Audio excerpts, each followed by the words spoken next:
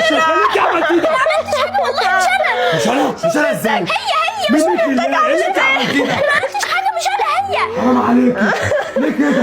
مين اللي بعدل الهدوم دي كده؟ هي مش انا بنتك كسرت لي اللبس. يعني انت تبهدلي هدومها وكمان تكسري اللاب؟ انا ما كسرتش حاجه والله. لا تبع دم قلبي عشان خاطر اللاب ده. لا، منك مش ليه يا قادرة. شيخ؟ ليه عملت كده يا جودة؟ حرام عليك.